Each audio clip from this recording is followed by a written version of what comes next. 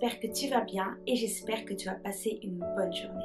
On se retrouve aujourd'hui pour le 7e jour de notre présentation des femmes de la Bible et aujourd'hui je vais donc te présenter la 7e femme. La femme que je vais te présenter aujourd'hui est une femme qui a vécu un grand miracle et grâce à son miracle, beaucoup de vies ont été sauvées, beaucoup de vies ont été changées. Il a fallu que Dieu intervienne dans sa vie pour que la destinée de plusieurs soit transformée. Alors aujourd'hui, je vais te présenter la femme Tabitha Dorcas en répondant aux questions que vous m'avez posées. Alors mets-toi bien confortablement parce que c'est l'heure de l'histoire. Tabitha ou Dorcas est connue pour être cette femme qui passait son temps à faire du bien autour d'elle et qui aidait les pauvres. C'était une femme serviable, soucieuse et généreuse. La première question que j'ai eue par rapport à Tabitha, c'est qu'a-t-elle accompli? C'est une femme qui était très douée avec ses mains, elle faisait des tuniques et des vêtements, elle était très disponible pour les autres, elle donnait son temps, énergie et attention aux autres. Elle faisait également des bonnes œuvres et aidait les pauvres. En fait, Tabitha était tellement bien avec les autres que c'était la chose que les gens retenaient d'elle. Et lorsqu'elle est tombée malade et qu'ensuite elle était morte, les gens retenaient que c'était une femme qui faisait du bien, qui aidait, une femme remplie d'amour, de compassion, une femme qui était présente, qui était prête à aider à chaque instant. La deuxième question que j'ai eue par rapport à Tabitha est, est-ce que c'était un disciple? Lorsqu'on parle de Tabitha dans les livres des Actes, on nous dit qu'il y avait parmi les disciples une femme qui s'appelait Tabitha Dorcas.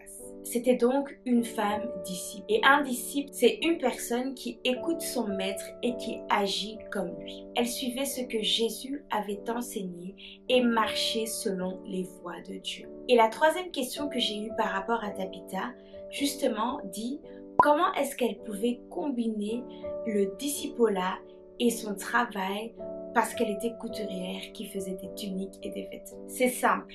L'un n'exclut pas l'autre, l'un n'empêche pas l'autre. Elle pouvait totalement être disciple et travailler comme couturière, c'est possible. Je rappelle la définition d'un disciple, c'est une personne qui reçoit l'enseignement de son maître et qui la met en pratique. Donc elle pouvait bien être disciple, pratiquer la parole de Dieu, suivre les enseignements, marcher dans la sainteté, dans la sanctification, tout en étant couturière, tout en faisant des tuniques et des vêtements. Les deux sont possibles, l'un n'empêche pas l'autre. Et la dernière question que j'ai eue par rapport à Tabitha est, quel a été le miracle qui s'est produit dans la vie de Tabitha? Tabitha habitait avec d'autres disciples à Joppé. Mais un jour, elle est tombée gravement malade. Au début, elle pensait que ça allait passer, mais plus les jours s'avançaient, plus ça s'aggravait et s'aggravait jusqu'au jour où Tabitha est morte. Et là, c'était la catastrophe. Tout le monde pleurait, tout le monde était choqué et étonné de voir que Tabitha n'était plus là. Pierre, le disciple de Jésus, était à Lydde. Et les autres disciples qui étaient à Joppé savaient que Pierre était à Lydde et ils savaient que s'ils appelaient Pierre, ils pourraient peut-être faire quelque chose pour Tabitha. Comme Joppé n'était pas loin de Lydde, ils sont partis chercher Pierre. Et quand Pierre les a vus, il les a suivis jusqu'à Joppé. Dès qu'il est arrivé à Joppé, on l'a emmené dans la chambre haute où le corps de Tabitha était.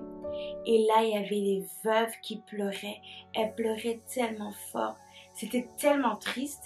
Et elles montraient toutes les tuniques et les vêtements que Tabitha avait fait. Pierre a demandé à tout le monde de sortir de la chambre. Et il s'est mis à genoux et a prié.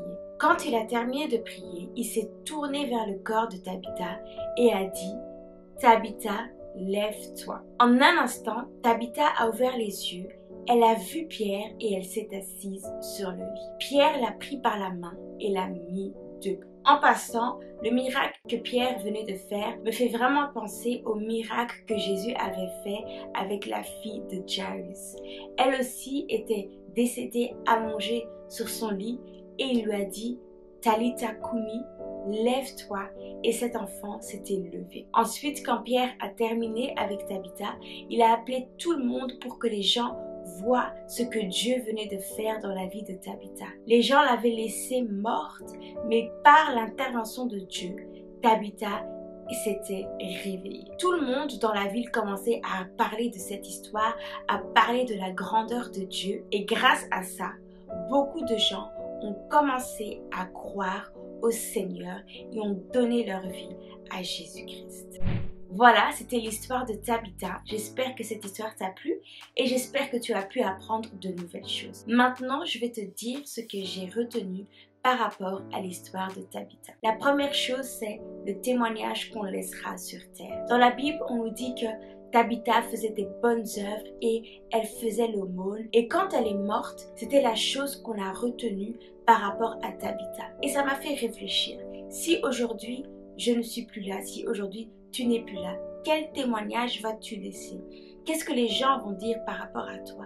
Est-ce qu'ils vont dire que tu étais une bonne personne, une personne qui faisait du bien, une personne qui craignait Dieu, une personne qui servait Dieu de tout son cœur? Ou ce serait que des mauvaises choses, ou même les gens ne sauront même pas ce qu'ils peuvent dire par rapport à toi? Et ça, c'est vraiment une chose auquel nous devons réfléchir, mais aussi travailler. La deuxième chose que j'ai retenue par rapport à Tabitha, c'est que Dieu peut intervenir dans ta vie pour sauver toute une nation, toute une famille. Dieu a ressuscité Tabitha de sa mort et grâce à ce miracle, les habitants de Jopé ont cru au Seigneur et ont donné leur vie à Jésus-Christ. Donc ne néglige pas les miracles que Dieu accomplit dans ta vie. Le témoignage est vraiment puissant parce que ça peut libérer une personne et ça peut sauver des vies. Et la troisième chose que j'ai retenue par rapport à Tabitha, c'est qu'elle était un disciple de Jésus. Et être disciple de Jésus ne t'empêche pas de travailler. Tu peux être disciple de Jésus, mais à côté, tu peux être dirigeant d'entreprise, tout ce que tu veux. Voilà, c'était donc l'histoire d'aujourd'hui. N'hésite pas de partager cette vidéo à tes frères, tes sœurs, tes parents, le monde entier. On se dit à demain pour une nouvelle vidéo où je vais te présenter la dernière femme de notre série, la présentation des femmes de la Bible. On se dit à demain et que Dieu te bénisse.